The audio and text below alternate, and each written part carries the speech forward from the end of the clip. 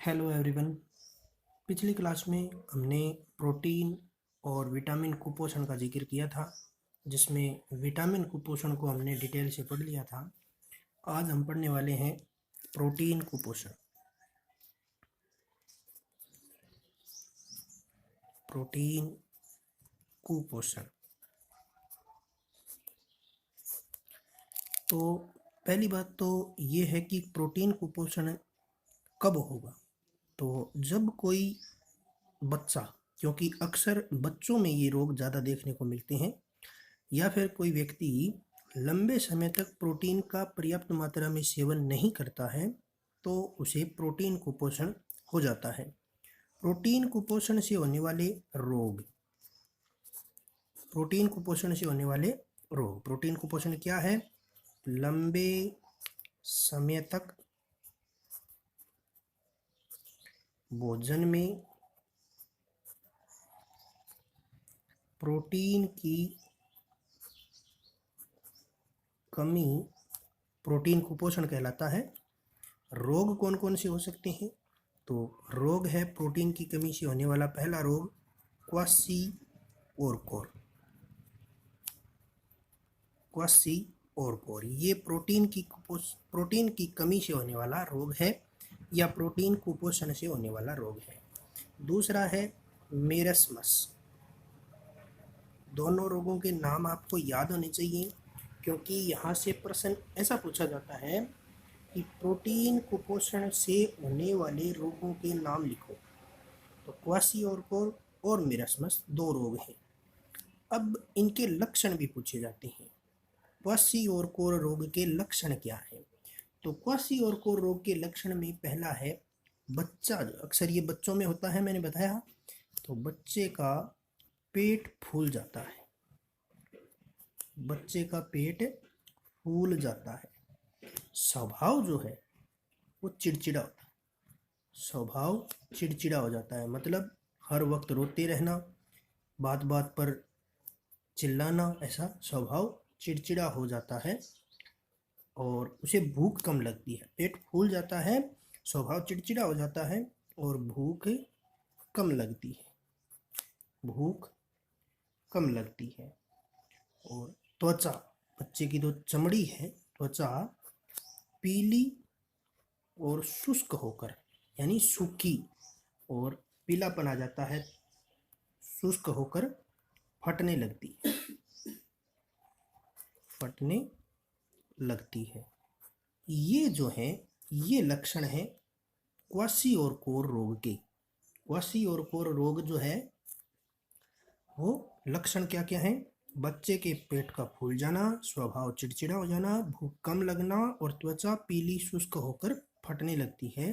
क्वाशीओरकोर रोग के लक्षण है ये। और उसके बाद में मेरस्मस रोग के लक्षण क्या क्या है?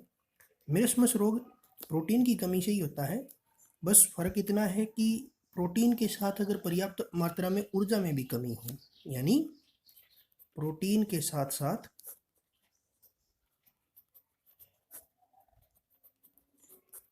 पर्याप्त मात्रा में ऊर्जा की भी कमी हो, पर्याप्त मात्रा में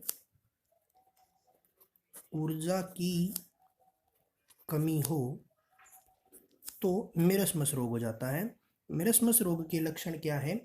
आंखें कांतिहीन। कांतिहीन मतलब ब्राइटनेस आंखों की कम हो जाती है। आंखें कांतिहीन हो जाती हैं, अंदर धंसने लगती हैं। आंखें कांतिहीन होकर अंदर धंसने लगती हैं। अंदर धंसने का मतलब जैसे बड़ी बड़ी आंखें और अंदर धसी हुई नजर आती हैं, अंदर धंसने लगती हैं। और ये पहला पॉइंट हो गया। इसके 4 पॉइंट थे। पहला पॉइंट। दूसरा है शरीर सूख कर दुर्बल हो जाता है। दुर्बल यानी कमजोर हो जाता है। शरीर सूख कर दुर्बल हो जाता है। ध्यान से रखिए, क्वाशीओरकोर रोग क्या है, इसके लक्षण लिखिए। क्वाशीओरकोर रोग क्या होगा? लंबे समय तक भोजन में प्रोटीन की कमी से प्रोटीन कुपोषण के कारण होने वाला रोग है क्वाशीओरकोर।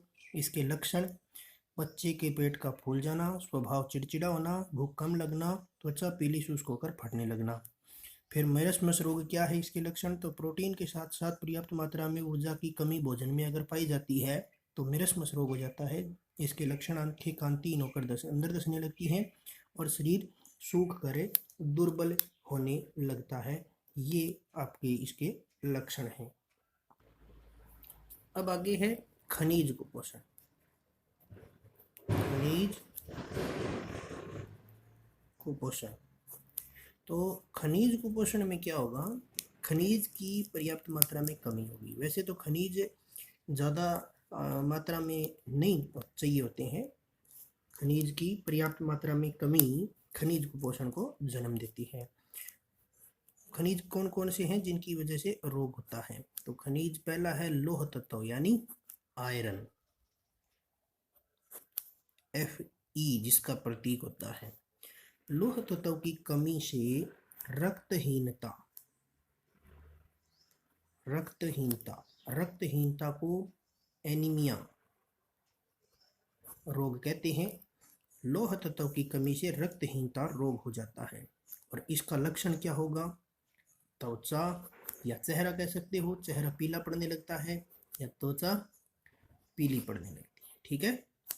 दूसरे नंबर पे आता है आपके पास में आयोडीन। बहुत ही महत्वपूर्ण प्रश्न है यहाँ पर आयोडीन के साथ।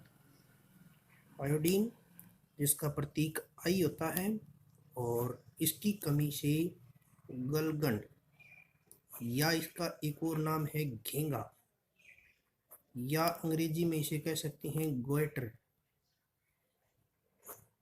ये 3 नाम हैं, आयोडीन की कमी से होते हैं। और इसमें क्या होगा? गला सूज कर लटक जाता है, सूज कर लटक जाता है। और उसके बाद में अगला है आपके पास कैल्शियम। कैल्शियम अपनी हड्डियों के लिए जरूरी होता है, Ca।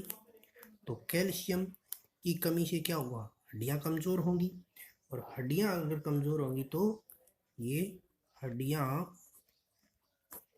कमजोर एवं भंगुर प्रकृति की हो जाती हैं। भंगुर प्रकृति का मतलब होता है जैसे कोयले को आप हाथ में लेकर जरा सा दबाव देते हो तो वह छोटे छोटे पार्टिकल में टूट जाता है। ऐसी नेचर को भंगुर प्रकृति बोलते हैं। और हड्डियां जो है कमजोर होंगी।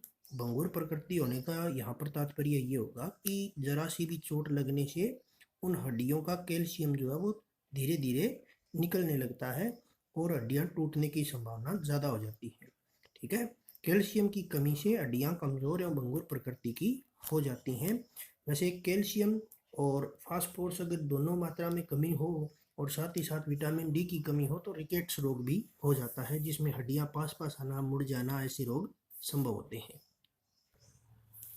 अब खनिज के जो प्रमुख तत्व हैं, उनके स्रोत हैं और उनके कार्य हैं, उनकी एक टेबल आप स्क्रीन पर देख सकते हैं।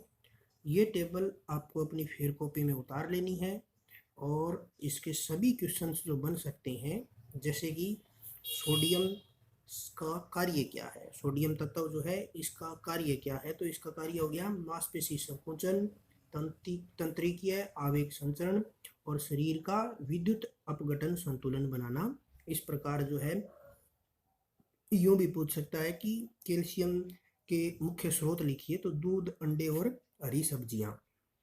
ठीक है। जैसे आयोडीन जो है उससे किस हार्मोन का निर्माण होता है? तो नीचे नीचे थायरोक्सिन हार्मोन का निर्माण आयोडीन से होता है। ये टेबल अपनी कॉपी में उतार लें और आज के लिए इतना ही। बाकी नेक्स्ट क्लास में। धन्यवाद।